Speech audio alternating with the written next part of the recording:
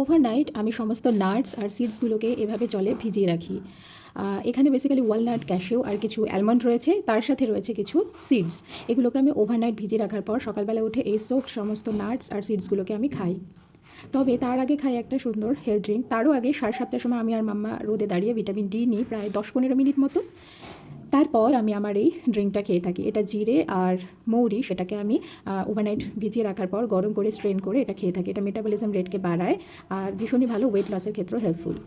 তারপর আমি সিডস নাটসগুলোকে খাওয়ার পর 1 ঘন্টা বাদে আমি আমার ব্রেকফাস্ট করি। তার মধ্যেই আমি কিন্তু মাম্মার ব্রেকফাস্ট রেডি করব। ব্রেকফাস্টে ওকে দেবো ছাতু, কাউ মিল্ক অ্যাড করি আর এর সাথে একটা কলাও আমি ওকে ম্যাশ করে খাওয়াই। আজকের ব্রেকফাস্টে রয়েছে এরকম একটা গোলা রুটি। আমি বেসিক্যালি এই গোলা রুটিটা খেতে ভীষণ পছন্দ করি। 1 পা 2 পা করে মাম্মা বেশ ভালোই হাঁটছে এখন। ওকে রিডিং টাইম দেওয়ার পর আমি ওকে একটা নির্দিষ্ট সময় প্লে টাইম দিয়ে থাকি। তারপর লাঞ্চ টাইমে ওকে পানির এই যে পাত্রটা দেখছো, এটা